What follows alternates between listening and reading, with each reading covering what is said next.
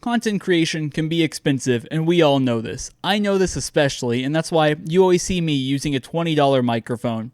But $20, that's good eating at KFC on a Friday night, so what if we wanted to go cheaper? Recently, while I was going through a thrift store, I managed to find a $5 microphone, and I thought it might be interesting to test and see how good it is compared to my usual Behringer XM8500.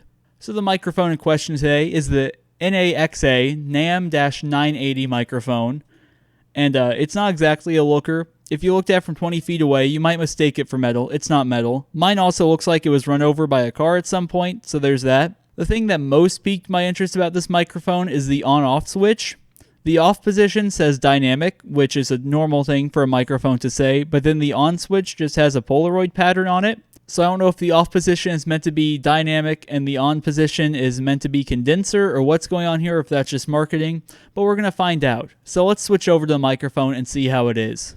So we have now switched over to the other microphone in the off position. I can already tell from monitoring that this sounds absolutely atrocious. And now the microphone is in the on position. And because it's a dynamic microphone, I have elected to not turn on phantom power on my Behringer UM2 audio interface, so this is without phantom power. We'll go ahead and try it with phantom power to see if it's any better. I don't know that I would describe this awful noise as better, but it is certainly something. It sounds about the same to my ears and doesn't sound particularly good, so if we go ahead and turn that back off. So now with phantom power back off, we can take a closer look at some of the joys of this microphone. Firstly, let's have a look at the plosive rejection of the microphone, because this is something the XM8500 struggles at massively. Peter Piper picked a peck of pickled peppers. That's actually far better than I ever expected it to be, so not too bad. And for those curious about the settings, currently on the audio interface, the gain is set around 3 o'clock, which is pretty high, but then again it's a UM2, so it's not particularly nice. But this is using a normal XLR cable into an XLR port on the audio interface, as you can see.